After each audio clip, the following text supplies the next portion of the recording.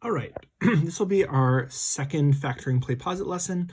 And last lesson, we learned about the GCF, how to always look for the greatest common factor.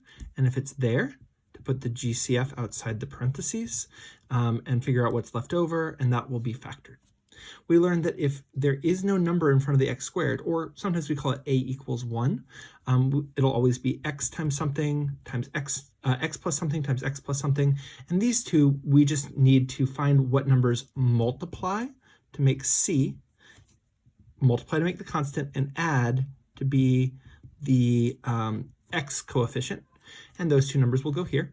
And we also learned a shortcut for if it's a squared minus b squared. If you notice it's a difference of two squares, it's always just a minus b times a plus b. So these we should already be familiar with, and they'll come up later in the class today. So if you haven't done the last lesson, you should go finish that now. These are the harder ones. And today we're going to be looking at what to do when we have a trinomial, ax squared plus bx plus c, and a doesn't equal to 1. In our first example, we want to factor 3b squared plus 9b minus 84, and we notice that a is not equal to 1. A is equal to 3. The first thing we will always do is look for a greatest common factor, and if it has one, we will factor it out.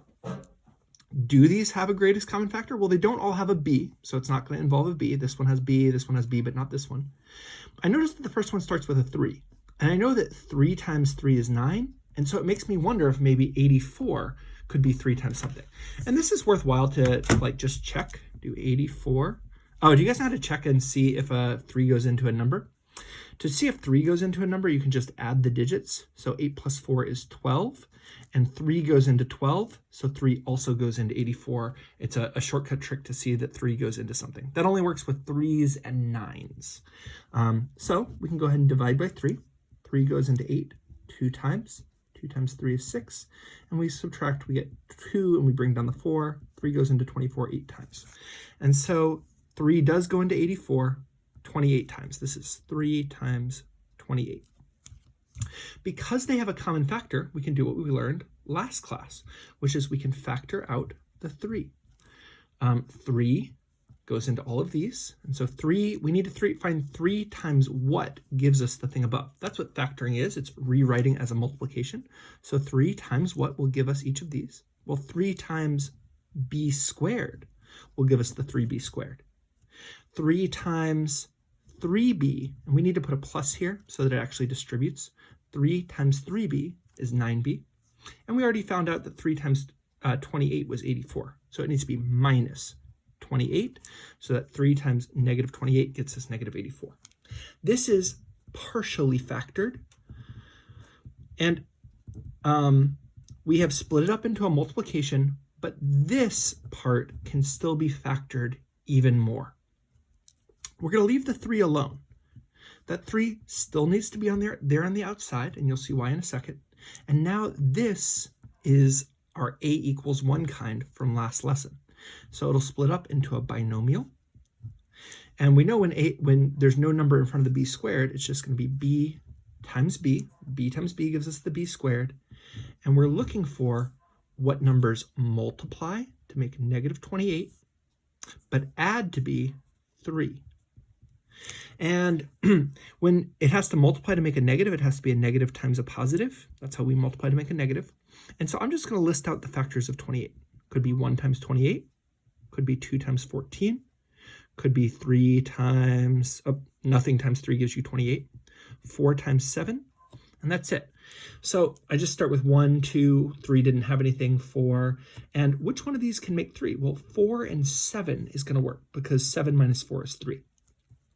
These, one of them is going to have to be positive and one has to be negative.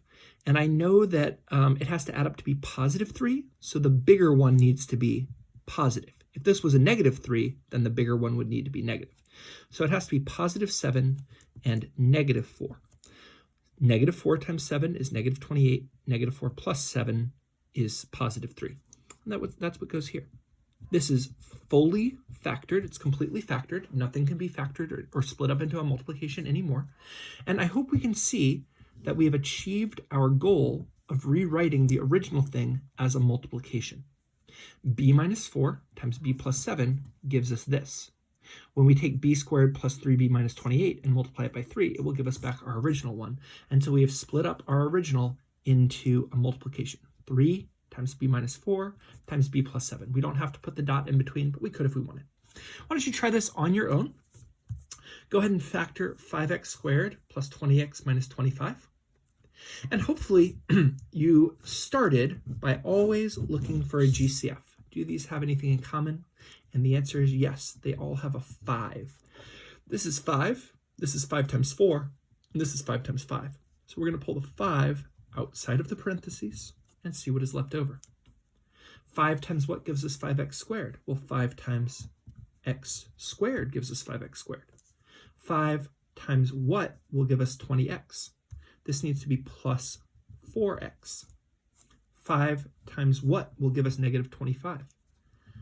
5 times negative 5 will give us negative 25. And so 5, when multiplied times this trinomial, gives us this. This is not fully factored yet because we still have a quadratic that we can try to factor. The 5 will always come down because we're going to need to multiply 5 times whatever this is to get us back to our original. This is going to be a binomial times a binomial. And to multiply to make x squared, we're going to need an x times an x. And then we know that these two will need to multiply to make the constant. So multiply to make negative 5. And they'll need to add up to be 4x. So we need to add to be 4. So what numbers add to be 4 that multiply to make negative 5? Well, what multiplies to make 5? I always just start with what multiplies to make 5.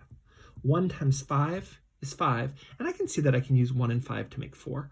1 will have to be positive and 1 will have to be negative. And I know that because the 4 is positive, the bigger one will have to be positive. So it'll be positive 5 and negative 1. 5 times negative 1 is negative 5. 5 plus negative 1 is 4. And so those are the numbers that go here. X plus 5, it has to be a binomial. We need a plus there. And x minus 1, when we multiply these two together, it'll give us this one. When we multiply this one times 5, it'll give us our original. So 5 times x plus 5 times x minus 1 will give us our original one, and that is fully factored. All right, let's see how you do on this one. And hopefully you see and you remember from our previous lesson on factoring that a leading negative is considered a common factor that we need to factor out. We never leave a negative in front. So we're going to go ahead and factor out the negative. So negative of what is negative x squared? Well, negative of x squared. Negative of what is negative 8x? Negative of positive 8x. When we distribute the negative to positive 8x, it'll give us negative 8x. And negative of what is positive 9? Well, this now needs to be negative 9 because negative of negative 9 is positive 9. And one thing you'll notice is when we factor out a negative, it just switches all the signs. Now, this is partially factored. We're going to leave the negative on the outside, and we're going to split this up into two factors. So this is going to be an x times an x because it's just a equals 1. And we need two numbers that multiply to make negative 9 and add to be 8. So what multiplies to make 9? Well, it's 1 times 9 or 3 times 3. And 3 times 3 isn't going to get us 8, but 1 and 9 can. It's going to have to be one negative and one positive to make a negative. And the bigger one will have to be positive again, because when we add them together, we want it to be positive 8, not negative 8. If this was negative 9 and positive 1, it would add up to be negative 8. So this will be x minus 1 and x plus 9. And of course, if you did it differently and got x plus 9 times x minus 1, you can multiply in either order and it will still be right. So hopefully we're feeling good about when there is a number in front of the variable that's squared. We start by looking for a GCF, factor that out, and then factor whatever's left over even more if we can. Let's look at a harder type. How is this one different? Well, I hope that you notice that this time there's a number in front of the x squared, but 3 does not go into these other ones. And so this is the harder kind. We call this a not equal to 1. It's when the number in front of the x squared is not equal to 1 and no common factor. And we're going to do a method here. Our method is going to be, we are going to start by saying we still want to find two numbers that are going to multiply and add. And the adding one is still going to be whatever the number in front of the x is. That doesn't change. So -7 is what we're going to add to, but we are not multiplying to make 20. If we have ax squared plus bx plus c, and a is not equal to 1, then the thing we are going to multiply to make is a times c. So we want a times c, and that's going to go here. So 3 times 20 is 60. So in this case, a was 3 and c was 20. And so when I do 3 times 20, it's 60. And that's the number I multiply to make. So unlike before, when there's no number here, it was just what multiplies to make 20. But when there's a number here, it's what multiplies to make both of these multiplied together. Okay? So how do we multiply to make... Oh, something's wrong here. Oh, no. I think I meant to make this -20, guys. I'm sorry. I'm going to make this -20 and -60, and does that fix it? Yes, that fixes it. I apologize. I wrote out a bad problem that wasn't possible to be factored. And so what I had written out initially was prime. So 3x squared minus 7x plus 20 cannot be factored. And the reason is because there's no way to multiply to make 60 to add to be -7. I just did it real quick in my head and saw that you couldn't do that. And so I knew it was prime, which means this cannot be factored. Okay, it's just like stays like it is. Cannot be split into a multiplication. But this one can. We're looking for what numbers multiply to make -60 that add to be -7. And if you can't see it right away, I know one is going to have to be a negative and one is a positive, because a negative times a positive will get me a negative. And what are the different ways to multiply to make 60? Well, I just start at 1. 1 times 60. 2 times 30. 3 times 10. And I noticed that 3 times 10 maybe could get me -7. Oh, wait, 3, that's not right. Sorry, 3 times 20. 3 times 20 will not get me 7.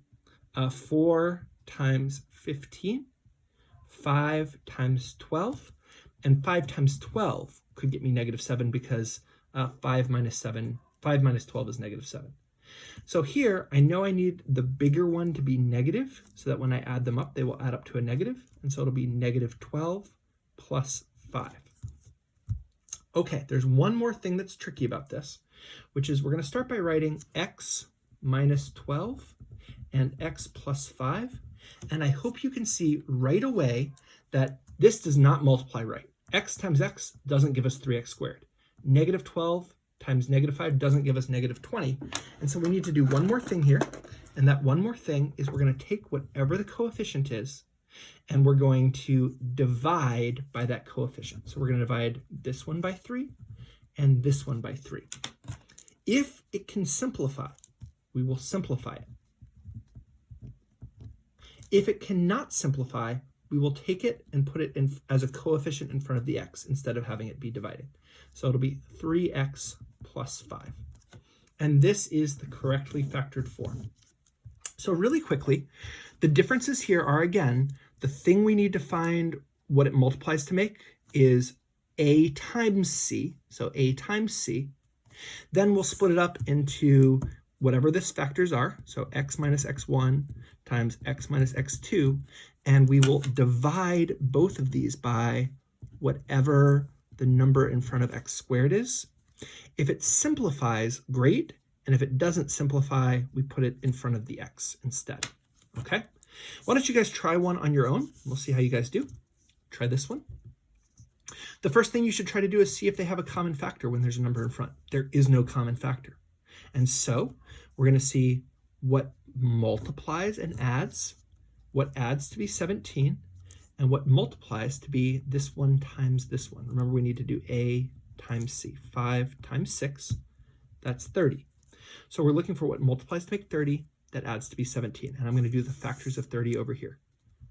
1 times 30 gives me 30, but that won't make 17. 2 times 15 gives me 30, and 2 and 15 will make 17. So that's it. I'm going to start by writing x plus 2 times x plus 15. And I can see right away that 2 times 15 will not give me 6. X times x does not give me 5x squared. I need to remember to divide by a. So divide by 5, divide by 5. 2 can't be divided into 5, but divided by 5, and so the 5 will go in front of the x. So 5x plus 2. Here, 15 can divide by 5, and this one will be x plus 3. And that's our answer. We'll notice that 5x times x is 5x squared, 2 times 3 is 6, and if I were to multiply it out, I would get 17x's. All right, try this next one. Hopefully we start by looking for the greatest common factor. I see a 2 goes into here and here, but 2 does not go into 9. So there's no GCF, which is unfortunate, because if there was a 2 that went into all of them, it would be a much easier type of problem. So when 2 doesn't go into it, we will see what multiplies and adds.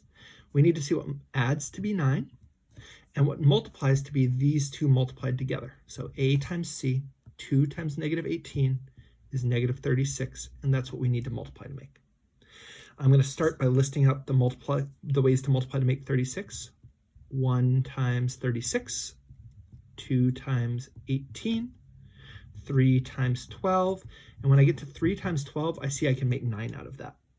So to multiply to make a negative, it's got to be a negative times a positive, and because it needs to add to be a positive 9, the bigger one needs to be positive. So positive 12, negative 3.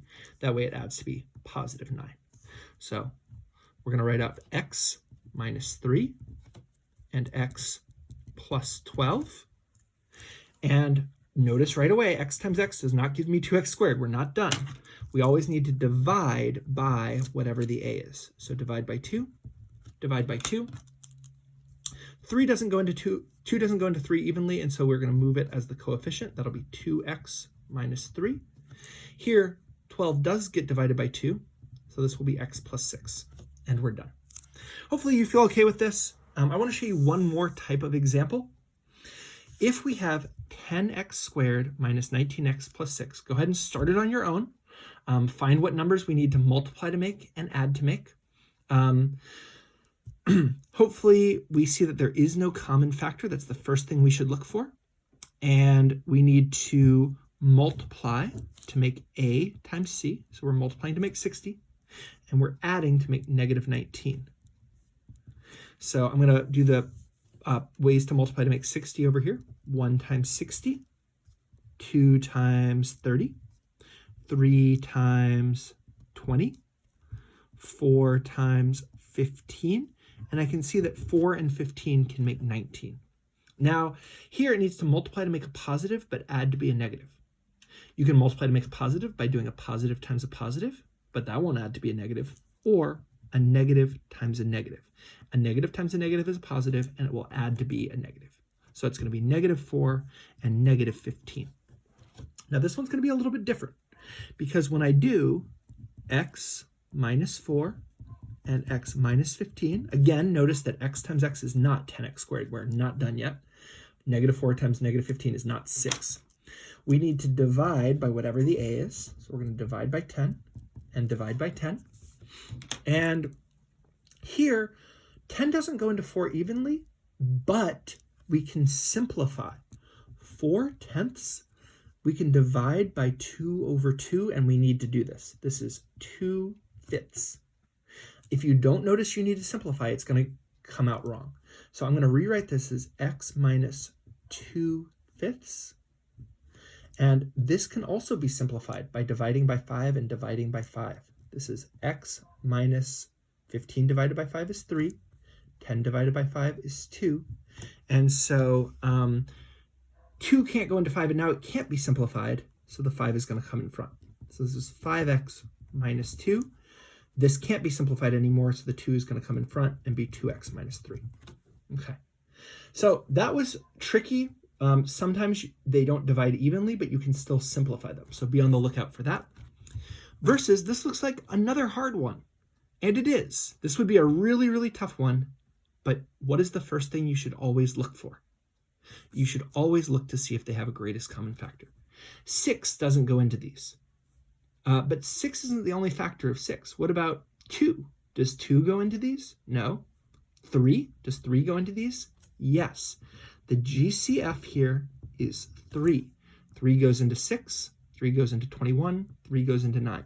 And so you have to start out by factoring out the greatest common factor. 3 times 2x squared is 6x squared. 3 times 7x is 21x, and 3 times 3 is 9. Not only is this going to make our math a lot easier because the numbers are going to be way smaller, it wouldn't have been possible. We would have gotten the wrong answer had we not factored out the greatest common factor. Make sure you're on the lookout for factoring out the greatest common factor first. So now, let's do our trick. This is not a equals 1. Even after we factored out the 3, it's still a not equal to 1. So we have to add to be 7, and because a is not equal to 1, we have to multiply to make 6. So what adds to be 7 and multiplies to make 6? Well, what are the ways to multiply to make 6? 1 times 6 is 6, and that makes 7. So 1 and 6. So the 3 has to come down just like before. This is going to split into x plus 1, x plus 6. But again, remember there was this 2 here. 1 times 6 isn't 3. X times x isn't 2x squared. We need to divide by 2. This one doesn't divide, and so it needs to go and become the coefficient. So 3 times 2x plus 1. This one does divide, and so it's x plus 3. And this is fully factored. So that's tricky. Let's do some mixed practice, and then we will be done for the day. Try these on your own. If you have x squared minus 16, I hope you recognized instantly that this was the difference of two squares, x squared minus 4 squared, and so it's just x minus 4 times x plus 4. These had to be the same number in order to make 0 x's. There's no x's in the middle, and a positive times a negative will give you negative 16. So whenever you have a squared minus b squared, remember it's a minus b times a plus b. How about this next one? Well, here it's a trinomial, but a is equal to 1. So this one's going to be pretty easy. X and x, we just need to see what multiplies to make negative 30 and adds to be negative 1. I would like to point out that if you treat this as a 1 and you do 1 times negative 30, it's still going to give you negative 30. And then at the end, if you divide by 1, it'll always go in evenly. So it just like skips some steps on the other one. So what multiplies to make negative 30? Well, let's see how to multiply to make 30. 1 times 30 could work. 2 times 15.